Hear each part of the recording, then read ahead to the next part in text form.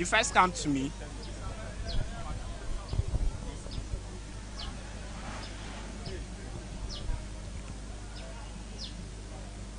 If you are ready, count me down. If you are okay. All right. So we are here at the Mensha Palace in the Ashanti region, where the vice. Okay.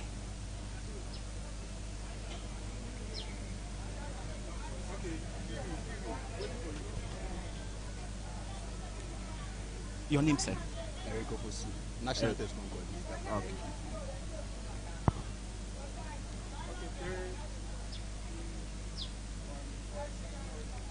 All right, so we are here at the Mensha Palace in the Ashanti region, where the Vice President and flag bearer of the New Patriotic Party, Dr. Mahmoud Bawumia, would soon arrive to engage with the Ashanti Regional House of Chiefs. Now, the Vice President touched down in the Ashanti region today as part of his 3-day campaign tour of the region. This is his last region where he will be touring the region and engaging with key stakeholders to sell his message ahead of the 2024 elections. Now, we all know what this means for the party, especially in the Ashanti region. We know the dynamics. The dynamics says that this is the stronghold of the New Patriotic Party. If you look at the 2016 election, the 2020 election, the votes the NPP amassed in this region, it will be very crucial for them coming into the 2024 election. If they are able to maintain or at least get a higher number of votes within the region. In the 2020 election, for instance, they had about 71%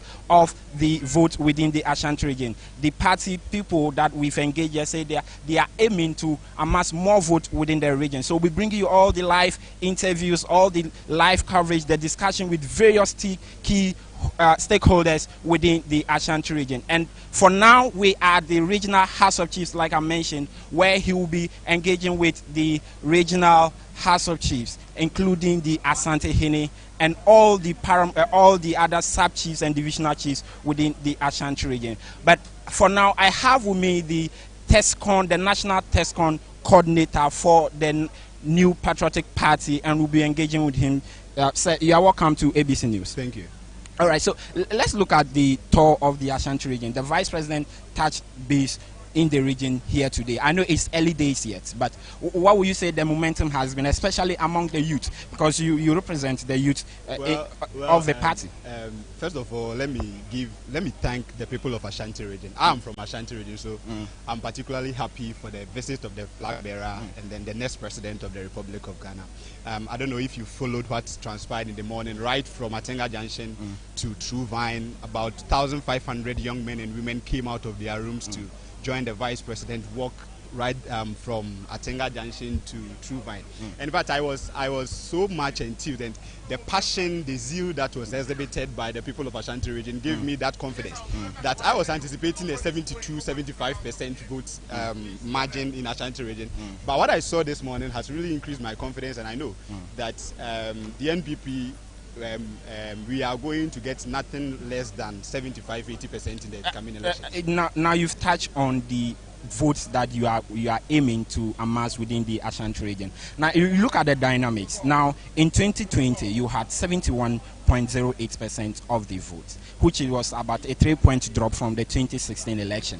But you look at what has happened since the 2020 elections. You've had breakaways from the party from the Ashanti region. You've had Alan Chamantin, who is a key member of the party from this region, break away from the party. And sure, it is a constant that he will pull some of the vote from the party. You had even in the Ejiso by-election another breakaway going for an independent candidate.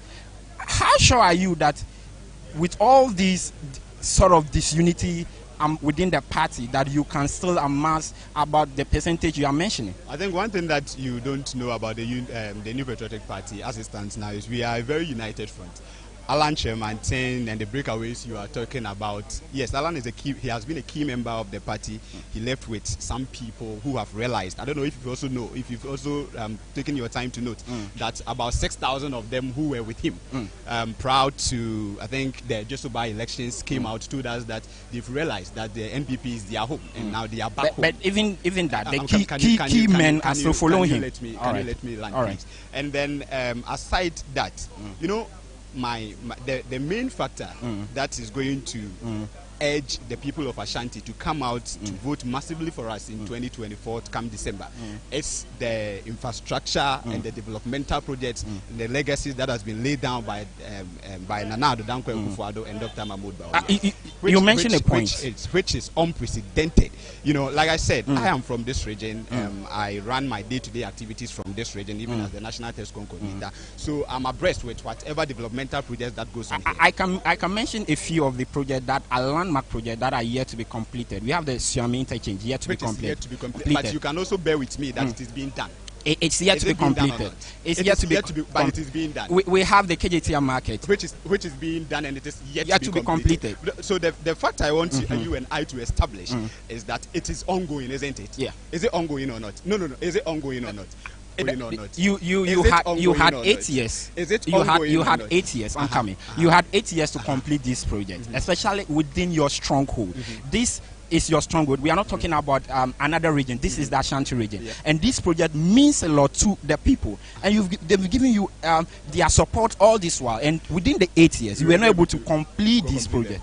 What is the assurance that they will come in their numbers to vote for you for another 4 years? Are you telling me that the airport, the Kumasi International Airport that we commissioned, is it important to the people of Ashanti? It is. Are you telling me that the over 5,000 kilometers of road that has been done in Ashanti region alone isn't important to the people of Ashanti? Are you telling me that the over 35 hospitals that is being built across the length and breadth of this region is not important to the people of Ashanti region? So are you telling me that the schools that has been built in this region is not important to the people of this region? Have you been to Bosomtwe of late? Go to Bosomtwe and see the STEM school. That is the Bosomtwe Girls STEM school. I understand. Let me tell you. You see, the two projects that you were talking about, they are important to the people of Ashanti. But the people of Ashanti will tell you that they've gotten projects which are much more beneficial to them, which are also as important, equally important as the two projects we are also talking about. You know, let me tell you this. You see, you applied the Kumasi Accra road. Yes, I applied that road. And you've seen that, if for nothing at all, you've seen the dualization of that road, some part of the road. So, your point well made. Your point is well made. You are confident. You are confident. Let me take over. You are confident that the NPP will amass about 75 to 70% of the vote. Now, let's come to another key factor, which is youth unemployment. Your party has been drumming it home that they've employed about 2.1 million Ghanaian youth since 2017 till now. But you will still agree with me that there's still a vast number of people who are unemployed, and especially within the Ashanti region. What is the party doing to tackle these problems so that you have the vote you want in the coming election? Let's start from where we were, how far we've gone, and where we're going to. You know, I'm a national TESCON coordinator, so I deal with students a lot. I.e. the nursing training people, the teacher trainees, and then the university people.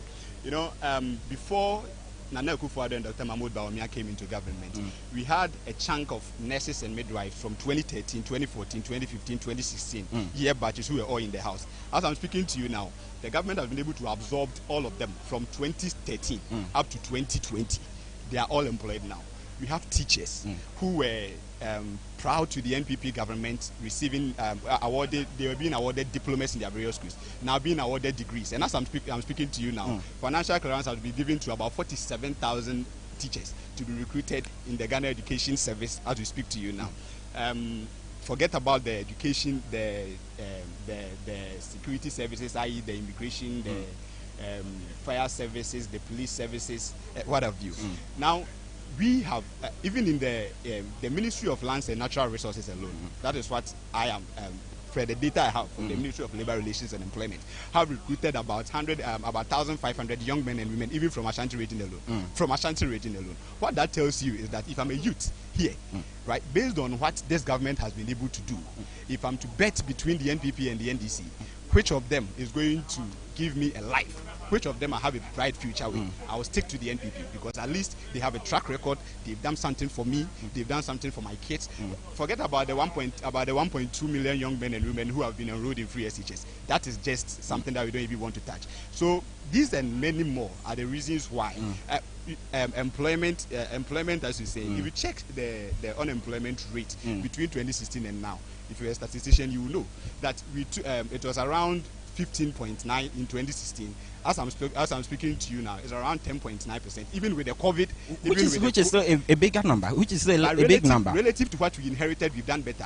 Even with what we have, the Ghanaian people, the Ghanaian voters trusted you because you said you could solve the problems. They trusted the NPP because you said you could solve the problem. You said you could solve the unemployment problem. But since they've given you the nod, since 2016. 2020, they've given you another nod. We are still experiencing the pyramid or the unemployment situation.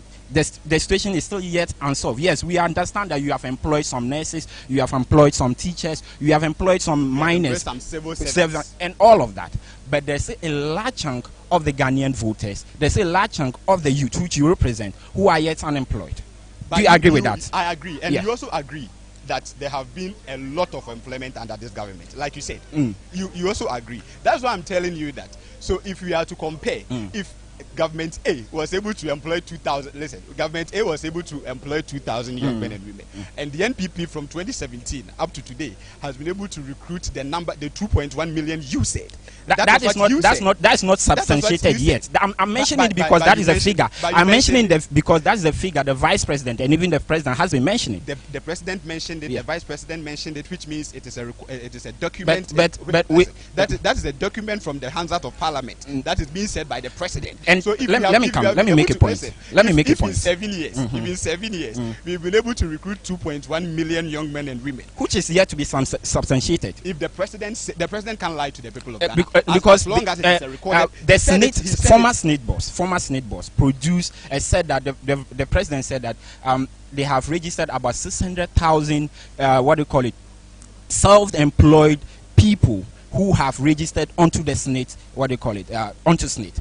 The former Senate board who was sacked a few months ago said that is not true, that they've only registered about 60,000 and not 600, and that 600,000 figure, the president counted it as part of the employed people under his government. So let's just make the deduction. Take 60,000, which is the correct figure from Senate, and take it out from the take the 600, the other 500,000 that is 540,000 from the 2.1 million. You see that the figure reduces. So that's why I say that the figure is yet is not substantiated. Let's even assume that you take even the whole 600,000 from 2.1 million. How many people? That should tell you that. How many? That should tell you that how many people do you have? How many people do you have? No, wait. How many people? Let's not argue. If there's a mistake in the figure, let's correct it and move forward. Now let's move forward. Let's settle this once and for all. We are substantiating a claim. You said that even the state boss said that this figure is 60 and not 600. Yes. And I'm even dashing you all the 600,000. And so I'm saying that let's even deduct, let's less the figure by 600,000. We have about 1.5 million. Yeah. Right? Within 8 years. And between 2012 to 2016, between 2009 and 2016, the figure from the Ministry of Labor Relations and Employment tells you and I that not even up to 200,000 young men and women were recruited in the public service. So if I have done 1.5 in 8 years and somebody did less than 200,000 in 8 years, who am I going to bank my hopes in? That is what we are talking about. Elections are about comparisons, are about parties, policies that is going to affect directly the people of the country, and that is where we are now. So and that is why the people of Ashanti region, there is sentiment out there that the people of the Ashanti region will show voter apathy come December 7th. You said there is sentiment. Yes, do you have a proof? That's what. No, do you have a proof? I don't have the proof. Let me say that, because this is what we've been gathering from grounds, that people said that people are not willing. They are not willing to vote on December 7th. Even the latest poll from the University of Tech, the latest poll from the lecturer who conducted the poll and put who put Baumia in the lead. There is about 21% of people who are yet undecided to vote, showing a lot of voter apathy. How confident, and what is your party doing to erase this, even in your stronghold? Because if voter apathy occurs in the Ashanti region, it's going to be a very big problem for your party. The 21% you mentioned has got nothing to do with voter apathy. He said they were undecided. The undecided and voter apathy are two different things altogether, just to clarify that. But there was a poll of a sample size of 60,000, and 23% of that says they are undecided. What that tells you and I is that we have a lot of work to do, and what we have to do is to continuously tell the people of the Ashanti region the good works the NPP has done, the good works we continue to do for them, and why they should vote for us come 2024. I think Ashanti region has always been a grateful region to the NPP, and that is why whenever the NPP is in government, whatever that we also have to do for the people of Ashanti, for them to see that we don't just by lips say they are our World Bank, but we also prioritize them. We do. So finally, you've mentioned that you have to do things to change the apathy or otherwise undecided voters. What are some of the things? I've heard the flag bearer has been mentioning a lot of policies, but within the Ashanti region, you are, I know you are a TESCON national coordinator. You may not have the policies, but you are coming from this region. What are some of the things that the party is going to do that will make the people come out, that will make the people come to vote for them, so that from 2025 you can continue your work? You mentioned the Swami interchange that is being done, and I know that though work is ongoing, I trust the government to do their best to finish it. The Kiitia Part 2, you know, the people of Ashanti region are mostly businessmen. That is why the government takes pride in making sure that the phase 2 of the Kumasi Central Market is also done. The Accra inland port, that is ongoing. These are landmark projects that the people of Ashanti are looking out for, and that is why the government is also committed to making sure it is done before the elections come 7 December. All right, thank you. So that is the TESCON coordinator for the New Patriotic Party here at the Manshia Palace. We are still awaiting the arrival of Dr. Mahmoud Bawumia here to engage with the Ashanti Regional House of Chiefs. And as I mentioned earlier, we'll be giving you all the live interviews. This is just one of them, as the party big men, as the big wigs of the NPP and within the Ashanti region comes in their number, we would get all the interviews for you. We'll be engaging with all of them and give you all the live discussion between the vice president and flag bearer of the party and the regional house of chiefs, including the Asantehene himself.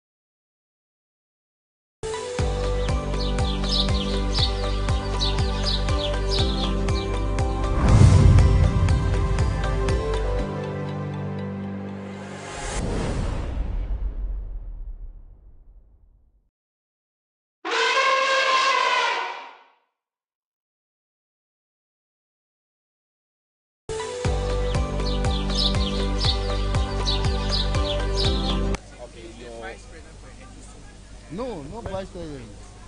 Former assembly member, former parliamentary candidate. Former parliamentary candidate for which constituency? Just the by-election. All right, so we are still here at Manshia in the Ashanti region, waiting the arrival of Dr. Mahmoud Bawumia to engage with the Ashanti Regional House of Chiefs. And I have with me here a former parliamentary candidate for the Ejisu constituency within the Ashanti region. You are welcome, sir. Thank you very much. Okay, so let's look at the visit of Dr. Bawumia to the Ashanti region today. What does it mean for the party? Because we know the Ashanti region is a stronghold for the New Patriotic Party. Coming December 7, what does this visit mean for the NPP within the region?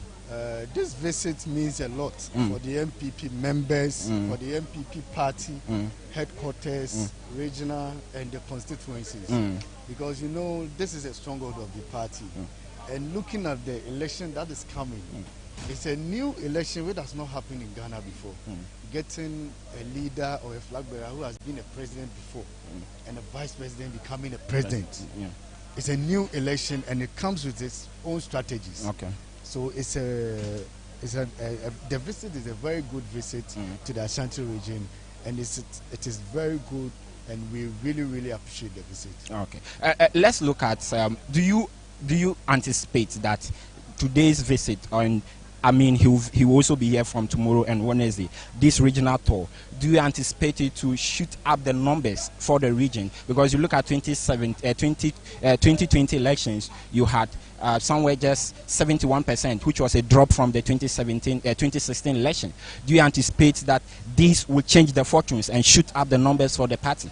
When you look at the message, it is possible. And you can just observe from the work we did this morning. And this is the first program to do within the 3 days tour. And it is possible that we are going to make history with a vice president, breaking the 8. Everything is possible, right? And looking at the crowd today, and looking at the system where we find ourselves now, it is possible Dr. Mahmoud Bawumia is going to win. And the impact which is making, it is very positive, and this shows that the breaking the 8 is possible for MPP to break the 8 with Dr. Mahmoud Bawumia. All right, thank you, sir. So that is the former parliamentary candidate for the New Patriotic Party in the Ejisu constituency, and we are still here at the Menshia Palace trying to engage some of the party executives and all of that. So we'll be giving you all the live interviews, every discussion that will happen here. We got you covered, and please stay tuned. Okay.